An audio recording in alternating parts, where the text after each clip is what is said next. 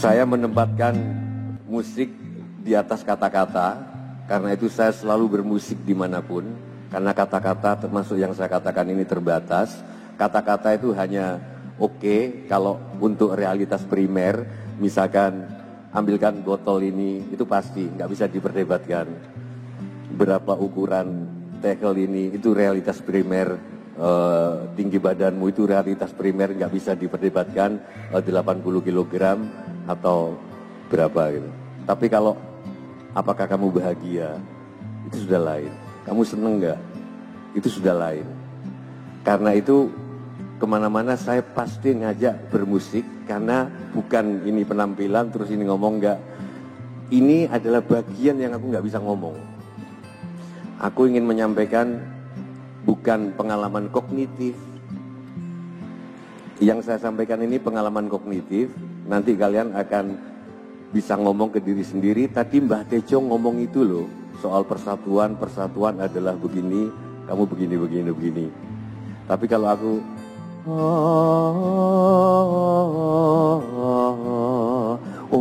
persatuan itu bahkan kamu nggak bisa ngomong ke dirimu sendiri lewat kata-kata. Itulah pengalaman estetik. Aku ingin membawa kalian pulang dengan pengalaman estetik dan pengalaman kognitif. Dan karena musik ada di atasku, di atas kata-kata, aku mohon ke panitia, terutama ketika aku nyanyi, please jangan ada yang mondar-mandir. Jangan ada penonton yang baru datang tahan dulu di belakang. Panitia tolong, habis nyanyi boleh baru masuk gitu loh. Karena aku akan sangat terganggu dan akan sangat mengganggu teman-teman yang ingin konsen kepada nada-nadaku. Musikku alirannya adalah musik yang kenapa aku bermusik, karena aku nggak bisa ngomong apa lagi. Seperti ketika aku melukis, kenapa aku melukis, aku paling sebel kalau ditanya lukisan ini maksudnya apa, aku juga ngelukis. Aku akan bilang kalau aku ngerti maksud lukisan ini, aku akan ngomong, aku nggak akan ngelukis. Bahasa ini ada bahasa kata, bahasa lukisan, bahasa rupa, bahasa musik. Cuman kadang-kadang karena kitab suci, mentang-mentang kitab suci berupa kata-kata, lalu kita memberhalakan bahasa kata-kata. Padahal bahasa kata-kata berlibat. Al-Quran ini petunjuk bagimu, tapi kamu nggak akan dapat petunjuk kalau nggak aku kehendaki. Coba gimana coba? Itu antara lain berlibat. Kalau Tuhan Maha Kuasa, harusnya Tuhan bisa membuat Tuhan yang Maha Kuasa berlibat. Seluruh kata-kata berlibat. Maka paling enak memahami Tuhan. Saya sekarang kalau ada orang ngaji, saya termasuk yang sudah tidak membaca terjemahan maupun tafsir. Karena biarkan, kalau Al-Quran memang mukjizat, biarkan kata-kata yang gak aku ngerti itu bergolak sendiri di dalam darahku. Dan itu yang membentuk pengertian yang gak bisa aku omongkan, tapi menyatu dalam tindakanku. Dulu aku masih sering nyari arti, nyari tafsir. Ar-Rahman 'allamal Qur'ana khalaqal insana 'allamahul bayan. Aku tanya, oh ternyata Tuhan mengajarkan Al-Quran dulu sebelum menciptakan manusia. Ini tafsir itu sendiri gitu loh. Jadi, Al-Quran ini kitab yang nyata. Berarti ini Al-Quran semuanya. Berarti benar alam semesta dulu diciptakan. Allamal Qur'ana, baru khalaqal insana 'allamahul bayan. As-samsu wal qamaru bi husban, wan najmu was sajaru yasjudan, was samaa rafa'aha wa wada'al mizan. Lama-lama terakhir kesini yang aku nikmati musiknya. Salah satu ciri dari musik itu segala sesuatu yang berulang itu musik. Maka kalau ada ulama bilang musik itu haram, ini sorry masih intro. Aku bertanya-tanya, adakah yang tidak musik di dalam hidup ini? Nafas ini musik. Setiap pengulangan berbeda. Matahari itu musik. Setiap kemunculannya berbeda. Kamu berkunjung ke pacar itu musik juga. Setiap malam minggu. Tapi malam minggu pertama datang pakai baju ini. Malam minggu kedua motornya pinjem si A. Ada variasi tapi rutinitasnya ada. Itu musik. Garis-garis ini musik, jret. Setelah sejajar supaya kita nggak capek, ada yang vertikal. Sret, sret. Kalau musik haram gimana gitu? Tidak ada satu baris pun di dalam Al-Quran tuh yang nggak musikal. Pengulangan S saja. As-samsu.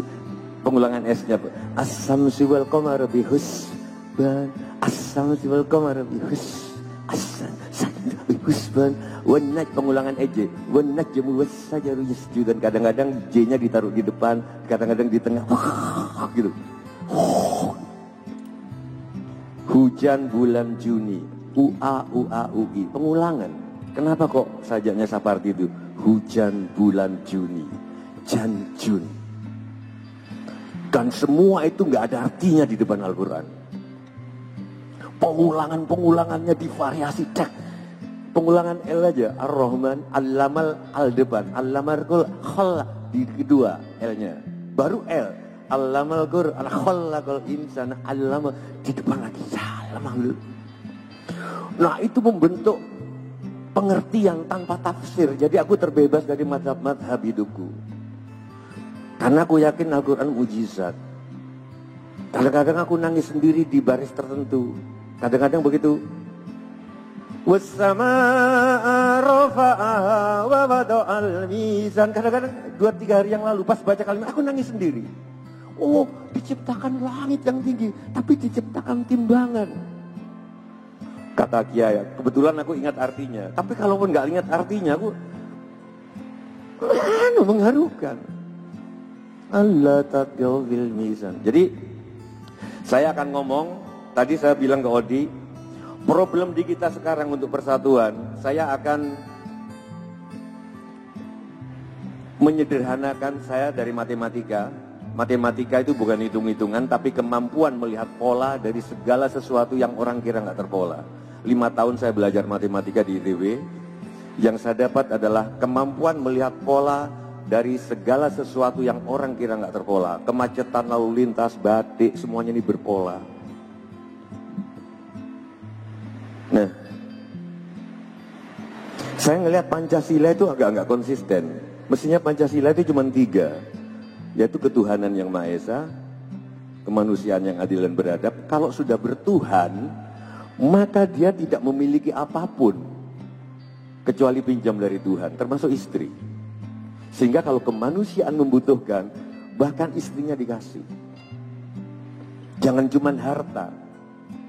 Orang yang kayak gitu akan hero kepada persatuan. Nah, orang 3 hal itulah orang yang berhak memimpin musyawarah di sila keempat untuk mencapai sila kelima, keadilan sosial. Jadi bagi saya Pancasila itu dasarnya 3, tujuannya sila kelima, caranya sila keempat.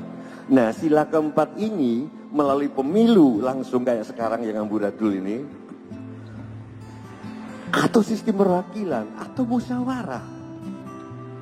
Saya selalu tadi bilang ke Odi, kita sudah tahu tujuannya, yaitu sila kelima, masyarakat yang adil dan makmur.